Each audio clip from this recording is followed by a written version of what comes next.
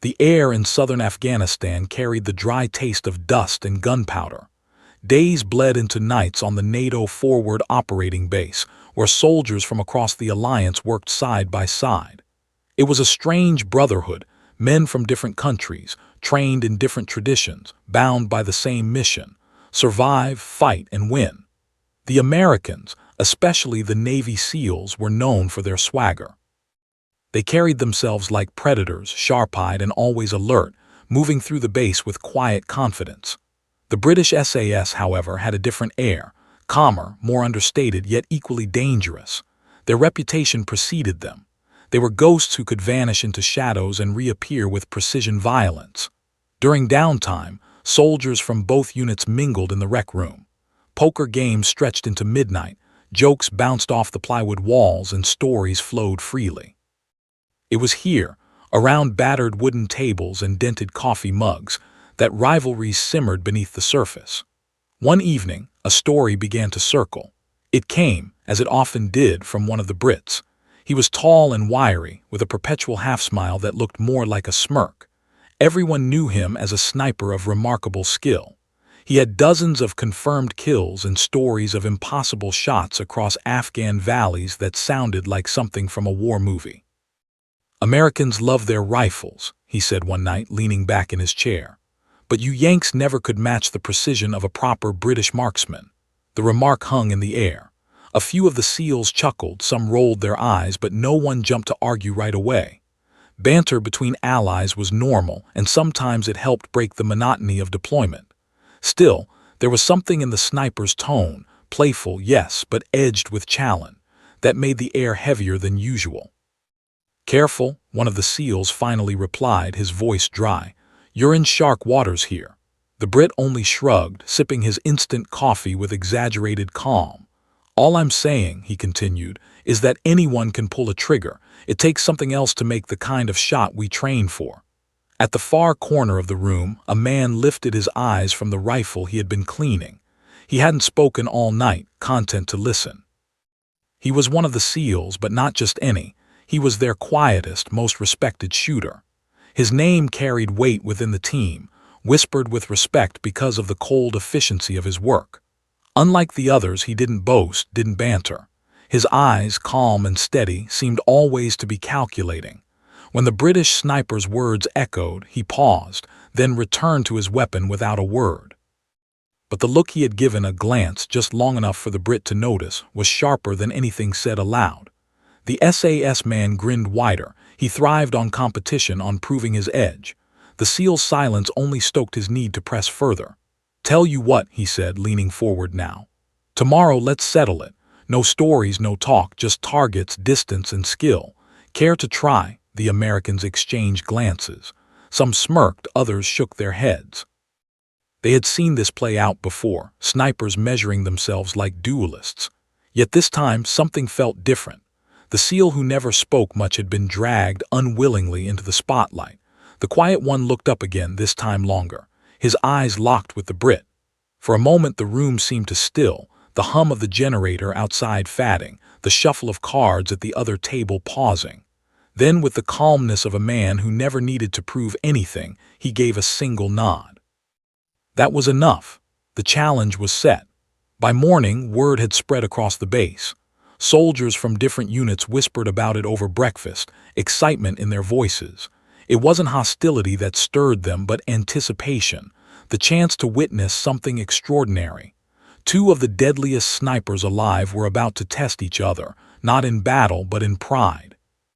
In a place where death was never far, sometimes what kept men alive wasn't just training, but moments like these, moments that reminded them they were human, capable of laughter, rivalry, and respect. And somewhere in that dusty Afghan dawn, an invisible line had been drawn. The desert dawn painted the horizon in streaks of orange and gray. At the NATO base, soldiers moved through their routines, gearing up, checking equipment, scanning radio chatter. But in hushed tones, everyone was talking about one thing: the sniper challenge. It wasn't official. No commander had approved it. Yet word traveled fast, and when a British SAS sniper and a Navy SEAL marksman locked horns, No one wanted to miss it. Rivalries were common in war zones, but this had the flavor of something different, something rare. The British sniper arrived at the range first. He wore his smirk as if it were part of his uniform, rifle case tucked under his arm. His walk was loose, casual, like a man confident the day was already his. "Morning, lads," he greeted, his accent carrying across the gravel. "Hope someone brought a camera. You'll want to remember this." A small crowd of soldiers had gathered already. Rangers, Marines, even a few support staff lingered near the edge of the range, pretending to be on errands but clearly there for the show. "Show off," one muttered, though not unkindly. The SEAL arrived minutes later, silent as always. He carried no rifle case, no dramatic presence. Just a calm expression, steady eyes, and the aura of a man who didn't need introductions. He didn't look at the crowd, didn't look at the Brit. Instead, he walked straight to the firing line, scanned the setup, and stood still, hands tucked behind his back. The SAS sniper raised an eyebrow, amused. "You don't even bring your own gun. You're braver than I thought." One of the SEAL's teammates stepped forward. "He doesn't need to." That drew a ripple of chuckles from the Americans in the crowd. The Brit smirked again, unfazed. Banter was part of the game, and he had started it for a reason. Targets had been set up the night before. The closest was a steel plate at 800 meters, the farthest well beyond 1,400, at the edge of what most rifles could handle with accuracy. Between them stood a ladder of challenges, silhouettes, plates, and smaller discs, each one more punishing than the last. Wind whipped across the flat expanse, unpredictable and strong. The British sniper uncased his rifle, the L-115A3, a legend among long-range weapons. Its matte finish glinted slightly in the morning light, the kind of gun that looked as deadly as its reputation. He ran his hands along the stock as if greeting an old friend. "Shall we?" he said, settling onto his belly. The crowd leaned forward as he lined up for the first shot.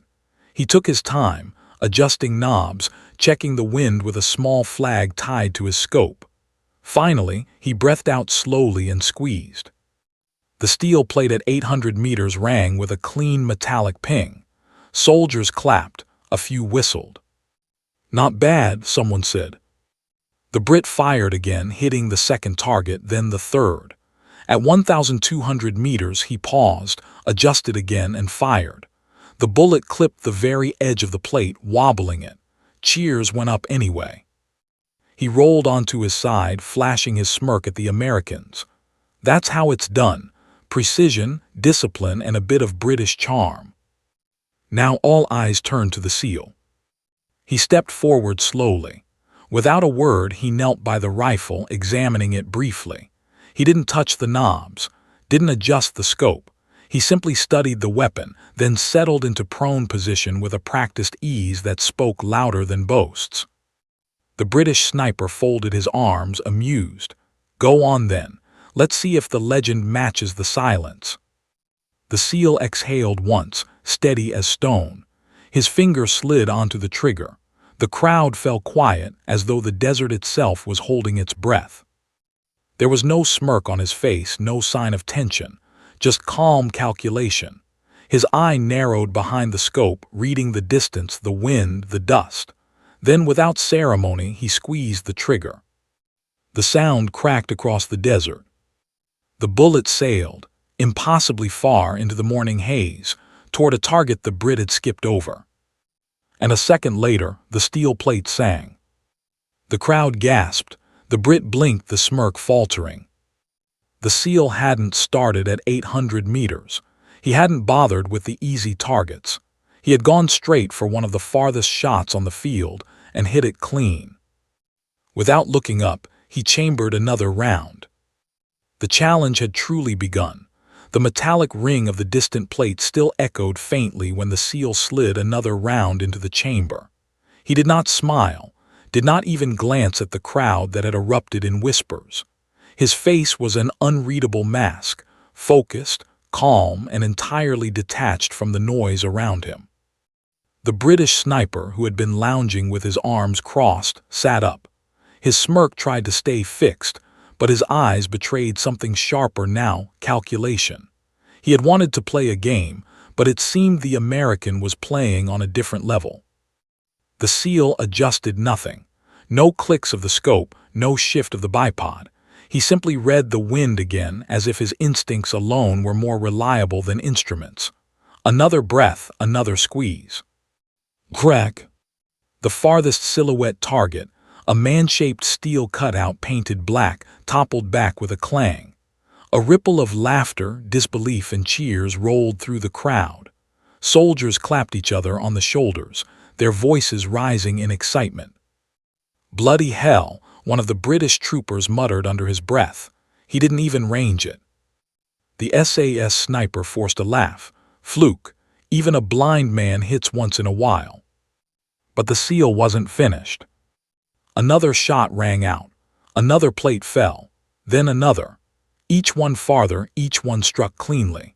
He didn't hesitate between shots, didn't take long calculations. It was as if the rifle had become an extension of his body, and the desert an old friend whispering secrets only he could hear. By the time the SEAL rolled onto his back and set the rifle down, the silence in the crowd was almost reverent. Dust hung in the morning air, and every man present knew they had just seen something extraordinary. The British sniper cleared his throat, forcing the tension away. "All right then," he said, picking up the rifle again. "My turn." He stretched out on the ground, his movements suddenly less casual than before. The smirk returned, but this time it seemed less natural. His eyes narrowed as he peered down the scope, determined to claw back the ground he had lost. "Wind shifted," he muttered to himself, dialing the knob. He lined up on a distant plate, slightly beyond the one the SEAL had just hit. His breath steadied. He fired. The bullet kicked up dust just to the left of the target. A miss. Groans echoed through the crowd. A few Americans smirked. The Brit's jaw flexed. He adjusted, tried again. This time the plate rang. Relief flickered across his face. He fired once more, managing another solid hit. The crowd cheered politely, though the energy wasn't the same as before. The SEAL stood off to the side, watching silently. His arms were crossed loosely, his face unreadable. He did not celebrate the Brit's miss, nor react to his success. He simply observed, like a predator waiting for its moment. The British sniper emptied his magazine, hitting more than he missed, but not with the same calm authority the SEAL had shown. Sweat glistened at his temple despite the cool morning air. When he finally set the rifle aside, he exhaled long and deep, masking it as casualness. He glanced over at the SEAL. "Not bad, eh?" The American gave a single nod, nothing more. It was the silence that made the Brit uneasy. Words could be challenged, smirks could be answered, but a man who didn't need to speak, that was something harder to counter. The crowd, restless now, began to murmur. "Go again," someone urged. "Let him take another shot." The British sniper gestured magnanimously. "Be my guest. Let's see if lightning strikes twice." The SEAL didn't move right away. He walked to the rifle with the same deliberate pace he had carried since dawn, unhurried, unshaken. When he lowered himself into position again, the crowd went still. This time, the farthest plate on the field, well beyond the Brits' final attempt, waited untouched in the haze. A shot so far out that most men wouldn't bother trying. The SEAL leveled his breathing. The scope framed the target. He squeezed the trigger. The shot cracked. The plate didn't just ring. It swung violently as if struck by a hammer. The crowd exploded, a roar breaking across the range. Soldiers shouted, slapped helmets, laughed in disbelief. The British sniper sat frozen, smirk gone, eyes fixed on the distant target that had just proven him wrong. And the SEAL? He simply placed the rifle down, stood, and stepped back into the crowd without a word. The test of steel was only beginning. The echo of the steel plate still lingered in the thin Afghan air when the SEAL stepped away from the rifle. He didn't pump his fists, didn't smirk, didn't even glance at the British sniper who was now staring at the far horizon as if the answer might still be out there in the dust. The crowd, though, had no such restraint. Soldiers erupted into noise, cheers, laughter, a few good-natured jeers aimed at the Brit. They weren't mocking him out of malice. They were reacting to something extraordinary, the kind of moment soldiers carried with them long after the deployment ended. The British sniper, however, wasn't laughing. His lips pressed into a thin line, his jaw tight. Pride was a heavy thing, and it weighed even more when a man was known as the best among his peers. He had started the game with casual confidence, but now, with his credibility on the line, the smirk he had worn so naturally felt harder to summon. Still, he wasn't one to back down. Rolling his shoulders, he picked up the rifle again. "All right," he muttered, mostly to himself but loud enough for others to hear, "let's do this properly." The crowd quieted. All eyes tracked his movements as he stretched out on the ground. He went through the motions, checking the bolt, confirming the chamber, dialing his scope. This time there was no lazy swagger in his setup. His every movement was precise, controlled, and tight. The SEAL stood a few paces back, arms folded loosely across his chest. He looked more like a man on a morning stroll than a participant in a duel. His face betrayed no satisfaction, no mockery, only a steady watchfulness. He didn't need to speak. His silence was louder than words. The Brit exhaled and fired. Clang! The plate at 1,200 meters rang true. A murmur of approval swept through the crowd. He fired again, this time at 1,300. Another hit. Confidence crept back into his movements. The smirk flickered on his lips again. He was back in control, or at least convincing himself he was. He fired at 1,400, the extreme limit of the range. The bullet missed, kicking up a puff of dust just beside the target. He cursed under his breath, adjusted, and fired again.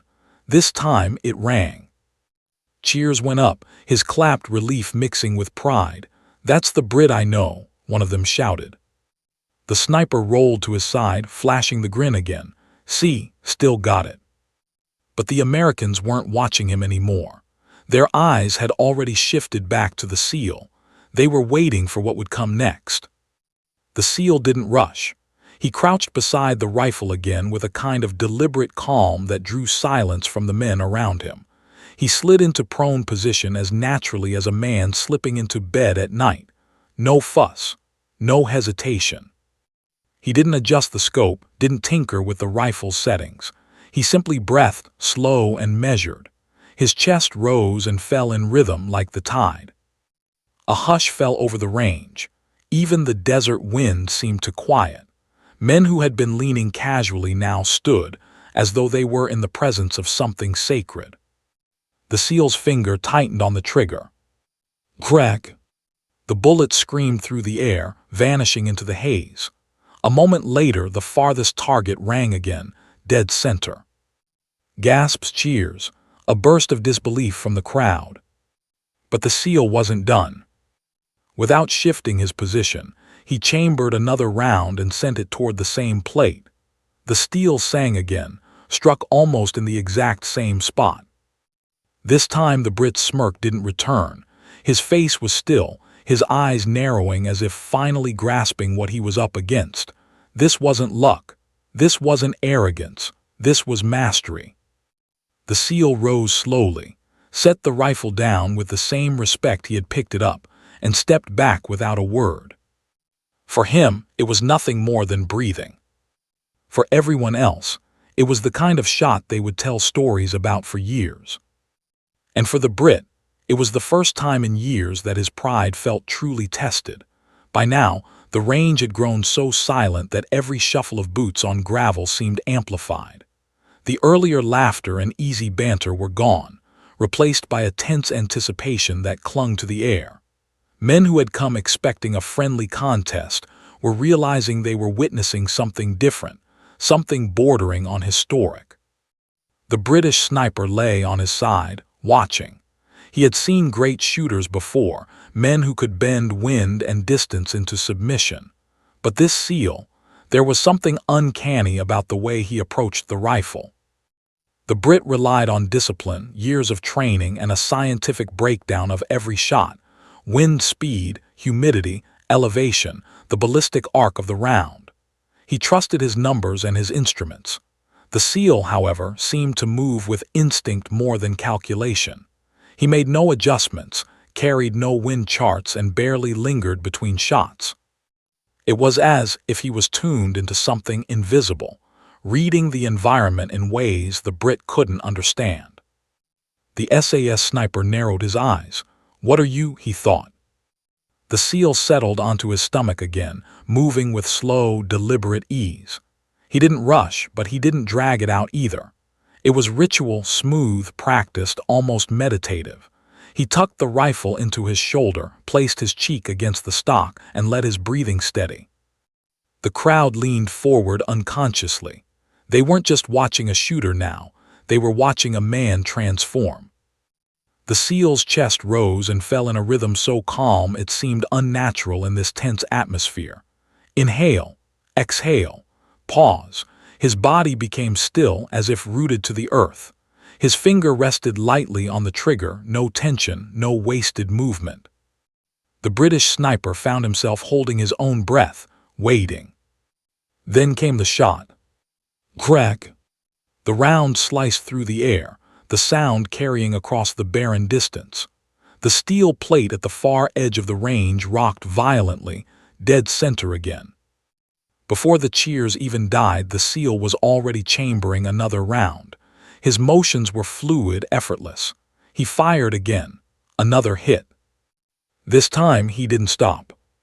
Shot after shot rang out, each one finding its mark at distances that tested the limits of the rifle. He alternated between targets, moving across the range as if to prove the first wasn't luck. The plates sang under his precision. The soldiers watching could hardly believe it. Some stood with mouths open, others muttered under their breath, struggling to put words to what they were seeing. The Brit clenched his jaw. He wanted to dismiss it, call it chance, but he knew better. This wasn't random. This was mastery born of endless repetition, of a man who had lived behind a rifle until the boundary between shooter and weapon no longer existed. The SEAL finally stopped, rolling onto his back with the calm of a man finishing morning stretches rather than a duel. He set the rifle down gently and closed his eyes for a brief moment, as if he had simply finished a meditation session. The silence stretched long after the last shot. It wasn't the silence of disbelief anymore. It was the silence of respect. The Brit cleared his throat. His pride demanded he say something, but the words stuck. Finally, he forced a smirk, though weaker than before. Not bad for an American. A ripple of laughter moved through the crowd, breaking the tension. The SEAL opened his eyes, glanced at the Brit, and gave the smallest of nods. It wasn't arrogance. It wasn't dismissal. It was acknowledgement. And somehow, that quiet gesture hit harder than the shots themselves. For the British sniper, the realization crept in slowly. This duel wasn't about one-upmanship anymore. It wasn't about who could boast the loudest in the rec room or who could hit the most targets before breakfast. It was about philosophy. He relied on precision through control, forcing the environment to bend to his calculations. The SEAL, on the other hand, flowed with it, trusted himself, trusted his instincts, became part of the very elements the Brit tried to master. The Brit looked at him differently now, no longer as an opponent to humiliate, but as a puzzle to understand. The desert wind picked up, tugging at the edges of uniforms, whistling across the metal plates in the distance. The Brit knew in that moment that this contest was only halfway done, and already he wasn't the same man who had issued the challenge. The air on the range had shifted. What began as a casual rivalry now carried the weight of something much greater. Soldiers stood shoulder to shoulder, their chatter reduced to whispers.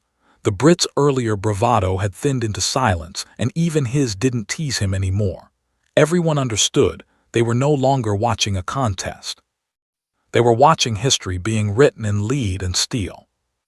The British sniper, lying prone again, squinted through the scope. He lined up a shot at the farthest plate, just over 1,400 meters. The kind of shot most men wouldn't even bother with unless conditions were perfect. He fired. The bullet struck home with a clean ring. The crowd cheered. Relief washed across his face, and for a moment the smirk returned. He fired again, another hit. He even allowed himself a nod. "That's it," he muttered. "Still the best shot on this field." But when he looked up, the SEAL was already kneeling beside the rifle. The Brit frowned. "Far as it goes, mate. You won't hit better than that. Plate's the limit." The SEAL didn't answer. He ran his hand along the rifle, almost reverently, then looked past the last target, his gaze fixed on something farther still, barely visible in the shimmering desert haze. The soldiers followed his line of sight, and murmurs rippled through them. At the edge of the barren landscape stood an old, rusted oil drum. It wasn't part of the range. It had been left there years ago, a forgotten relic at nearly 1,800 meters. The Brit's laugh was sharp and nervous. "Don't even think about it. That's not a shot, it's a prayer." The SEAL slid prone, body melting into the sand. He didn't adjust the scope. He didn't check wind charts. He simply settled, breathing slow and even, as though nothing at all depended on this. The desert fell silent again. Even the wind seemed to pause, the air holding its breath along with the men watching. The SEAL exhaled once. His finger squeezed the trigger. Crack! The sound rolled across the range. The bullet vanished into the haze. For a heartbeat, nothing, then clang! The oil drum shuddered violently, the sound carrying faintly back across the desert. The crowd erupted.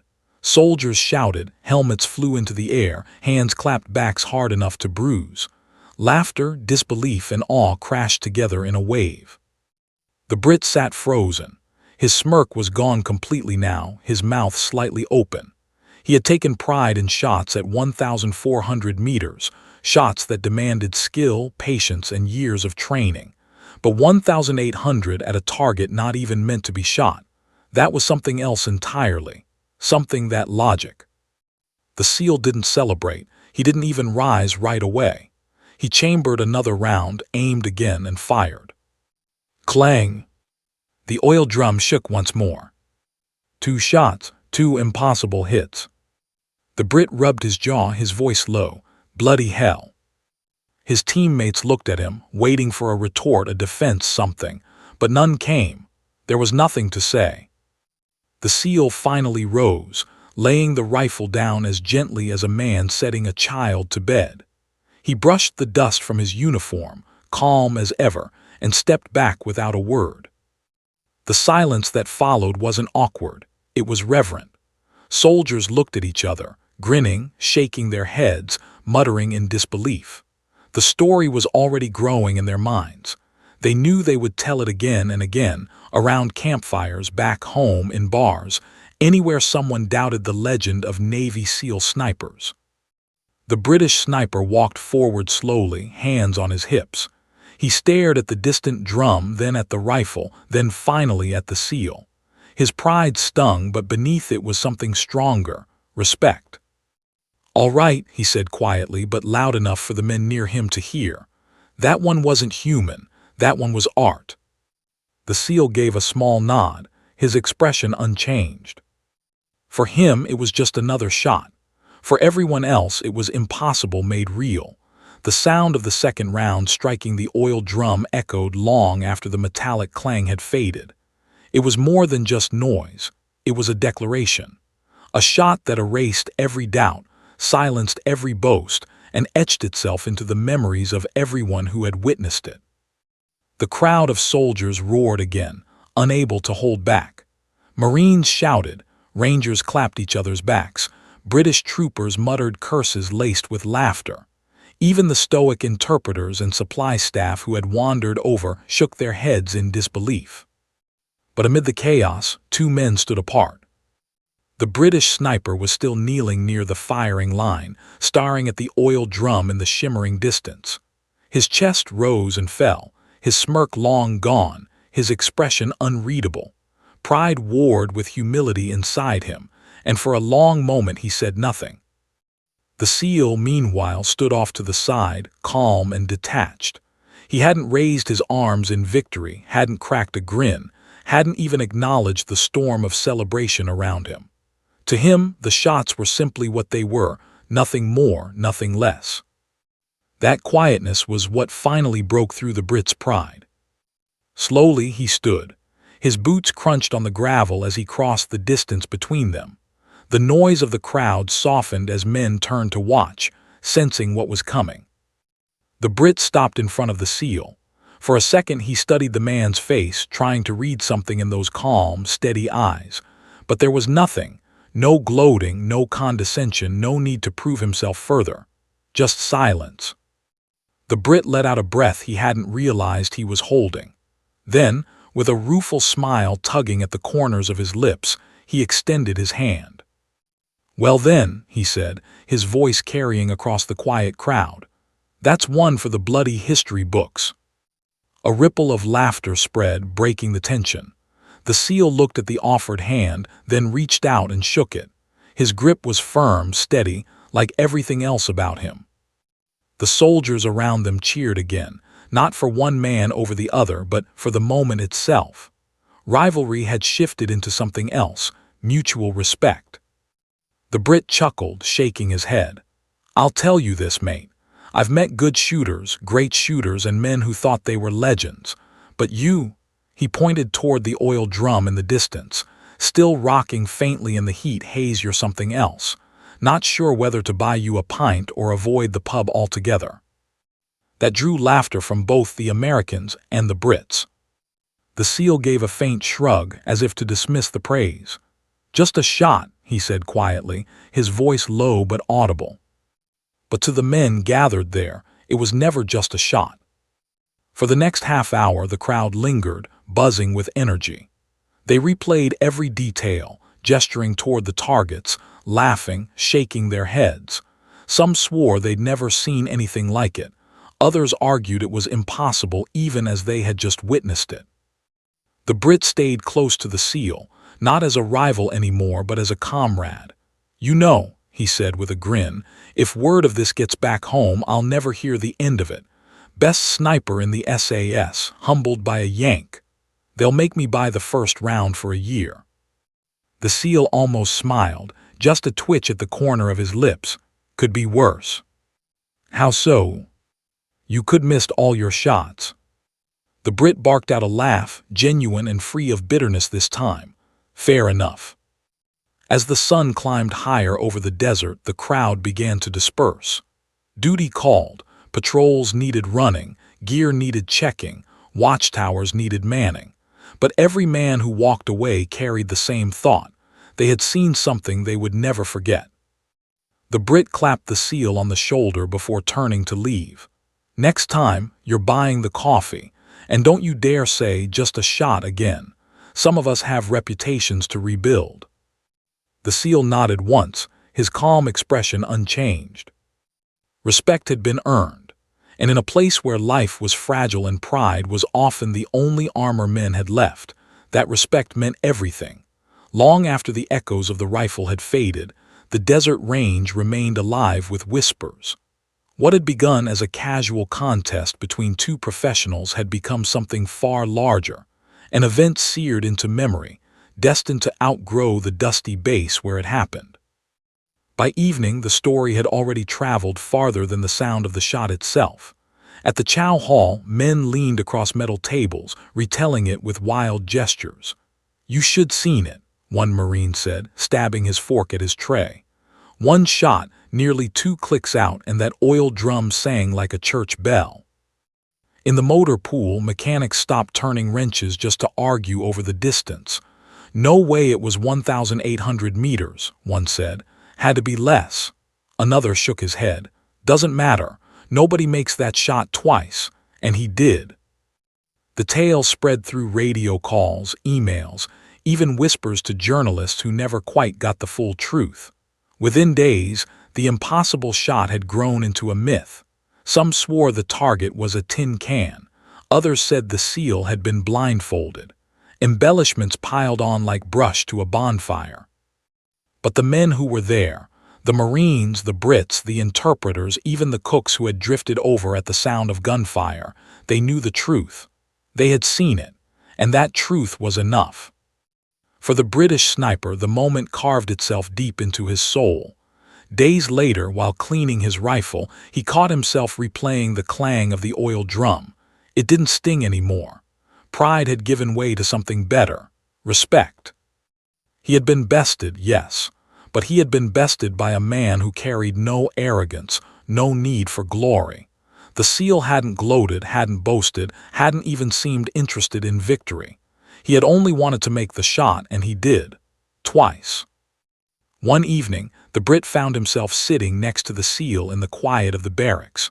The room smelled of dust and gun oil, the low hum of a generator vibrating through the walls. "You know," the Brit said, his tone lighter now, "back home, they'll never let me live this down." The SEAL looked at him. No smirk, no smile, just that steady calm. "You earned their respect too," the SEAL finally said. "You hit every plate clean. Nobody here will forget that either." The Brit chuckled, shaking his head. "Maybe, but you," he pointed toward the far wall as if the oil drum still lingered there, "you're a ghost story now. The kind people tell in hushed voices so it sounds. You've gone from shooter to legend." The SEAL said nothing, only returned to polishing a piece of kit, his expression unreadable. But the Brit was right. Weeks later, rotations sent men to other bases. Some went back home, others moved forward into harsher outposts, and everywhere they went, the story traveled with them.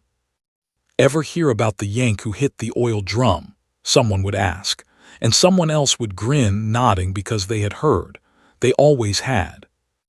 The rivalry had ended not in bitterness but in brotherhood. The Brit never stopped calling the SEAL the Ghost after that day. It stuck, spreading from tent to tent, base to base, until even men who'd never met him used it. For the SEAL, though, nothing changed. He still trained, still worked, still moved with that quiet steadiness. To him, the legend wasn't important. The mission was.